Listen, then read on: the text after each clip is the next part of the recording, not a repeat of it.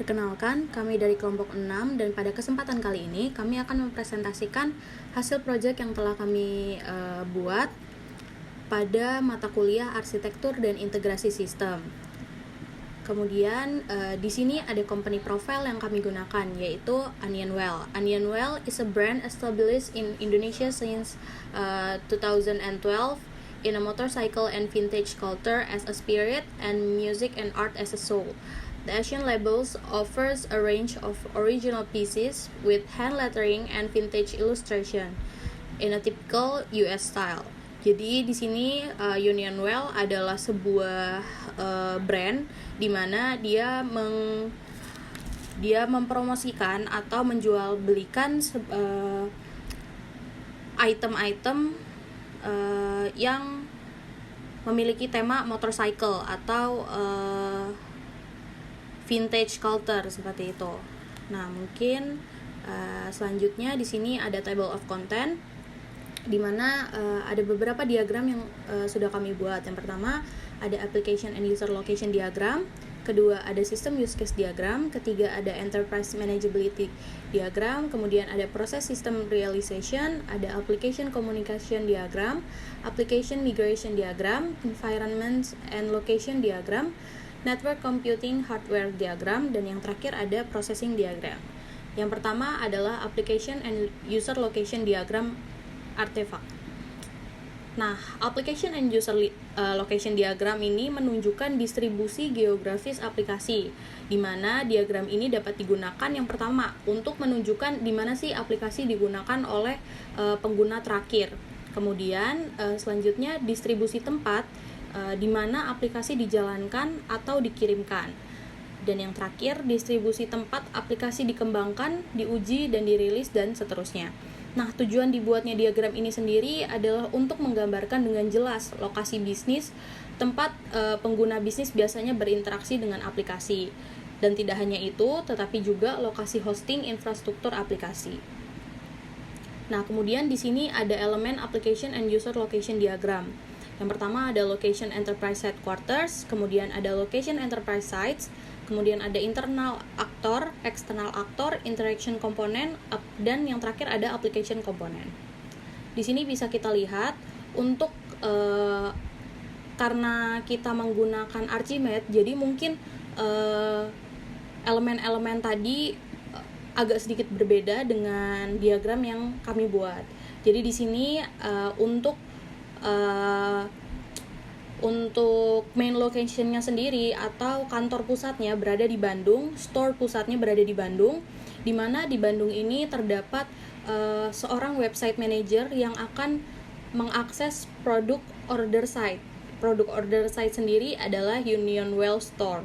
Kemudian ada invoicing manager yang akan mengaplikasikan sebuah aplikasi yaitu accounting ERP, dan yang terakhir ada marketing manager yang juga akan mengaplikasikan sebuah aplikasi produk portfolio manager. Dan yang terakhir untuk setiap site-nya, untuk setiap lokasi cabangnya terdapat yang pertama di Skywalk Pondok Indah Mall 2. Di situ ada seorang website manager yang akan mengakses produk order site. Kemudian ada Plaza Senayan, juga di sana terdapat website manager yang akan mengakses produk order site. Begitu juga dengan di cabang Pondok Indah Mall 2, Kemang, Petaling Jaya Malaysia, dan yang terakhir North Charleston USA, seperti itu.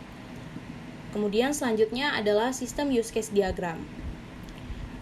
Diagram use case system menampilkan hubungan antara konsumen dan penyedia layanan aplikasi.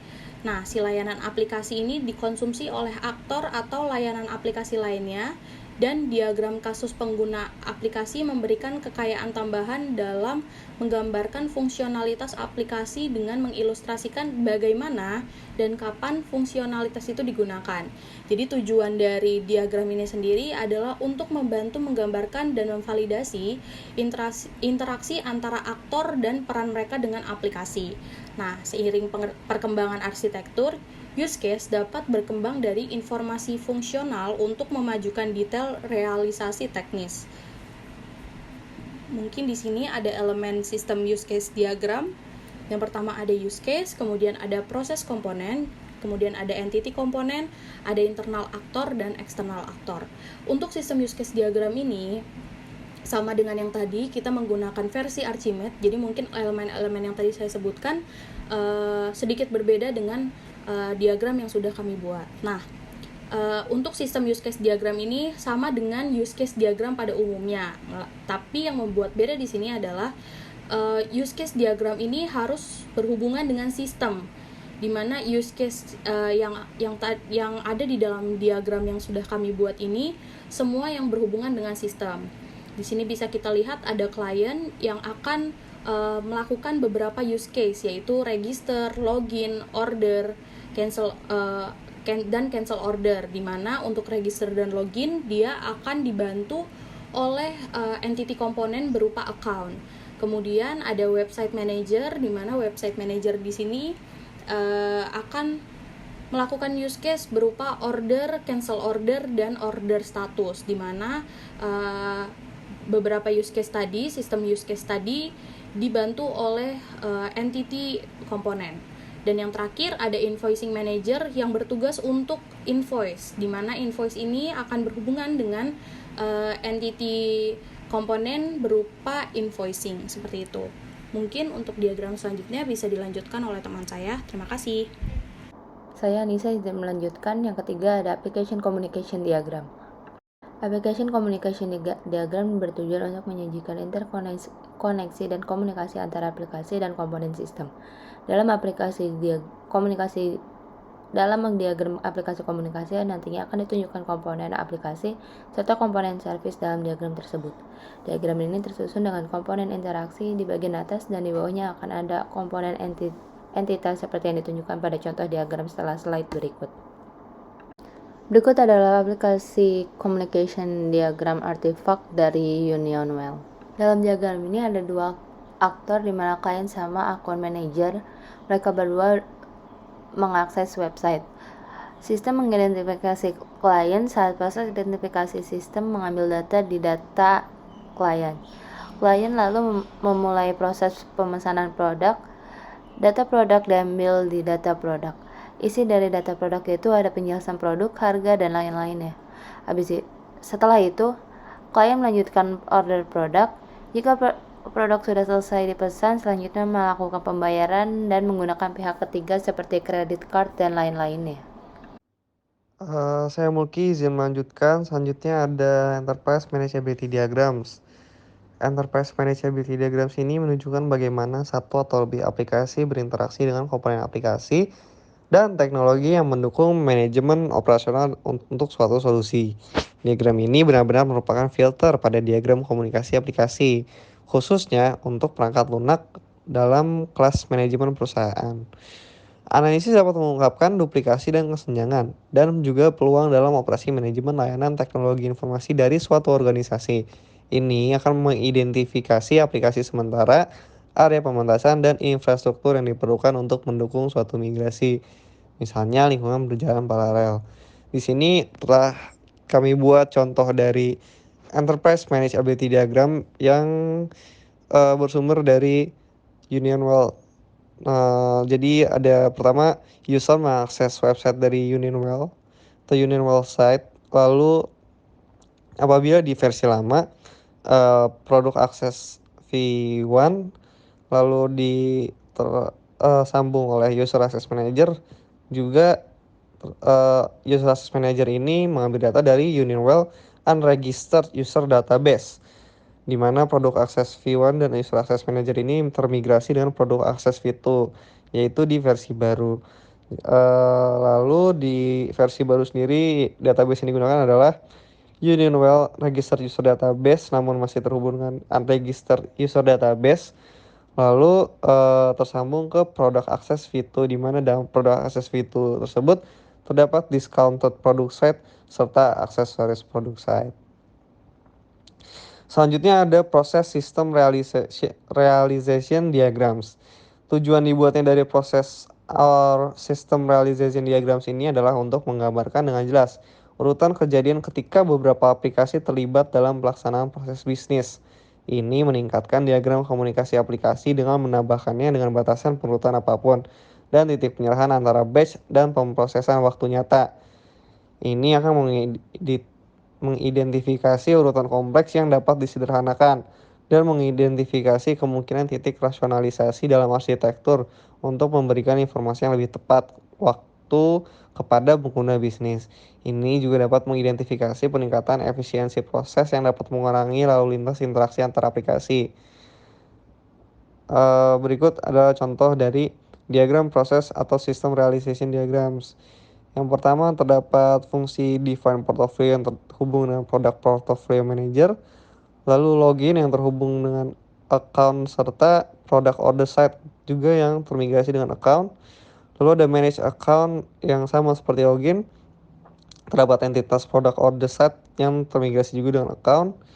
Lalu order product, terdapat product order site juga namun termigrasi dengan order. Lalu ada logout, terdapat entitas product order set yang terhubung dengan account. Dan selanjutnya saya Anissa yang akan melanjutkan. Yang keenam ada Network Computing Hardware Diagrams. Saat ini sebagian besar aplikasi memiliki front-end web dan memiliki arsitektur penerapan aplikasi. Sangat umum untuk menentukan 3 lapisan berbeda dalam lanskap jaringan. Lapisan presentasi web, logika bisnis atau lapisan aplikasi, dan aplikasi belakang. Akhir lapisan penyimpanan data. Ini adalah praktik umum untuk aplikasi yang akan digunakan dan di-host di lingkungan infrastruktur bersama dan umum. Oleh karena itu menjadi sangat penting untuk mendokumentasikan pemetaan antara aplikasi logis dan komponen teknologi, misalnya server, yang mendukung aplikasi baik di lingkungan pengembangan maupun produksi. Tujuan dibentuknya network computing hardware diagram adalah untuk menunjukkan tampilan logis yang disebarkan dari komponen aplikasi logis dalam lingkungan komputasi jaringan terdistribusi. Berikut adalah bentuk dari network computing hardware diagram, di mana ada aktor di sini yang bekerja di tempat kerja atau workstation-nya. Untuk akses data yang mereka inginkan dapat melalui LAN maupun HTTPS. LAN sendiri itu dapat terhubung langsung tanpa internet maupun HTTPS menggunakan internet. Namun ada beberapa data yang hanya bisa diakses melalui LAN. Yang hanya bisa dilalui oleh LAN hanya MPS server, di mana dalamnya ada product manager dan portfolio repository.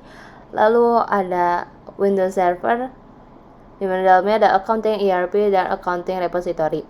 Untuk Linux Server sendiri dapat diakses melalui workstation dengan menggunakan HTTP maupun LAN setelah mereka melakukan di MPS Server maupun Windows Server itu sendiri. Next ada processing diagram. Processing diagram berfokus pada unit kode atau konfigurasi yang dapat diterapkan dan bagaimana ini diterapkan ke platform teknologi. Unit penyebaran mewakili pengelompokan fungsi bisnis, layanan, atau komponen aplikasi. Diagram pemrosesan menjawab pertanyaan-pertanyaan berikut. Yang pertama, perangkat komponen aplikasi mana yang perlu dikelompokkan untuk membentuk unit penerapan. Yang kedua adalah bagaimana satu unit penerapan terhubung atau berinteraksi dengan yang lain seperti LAN, WAN, atau protokol yang berlaku.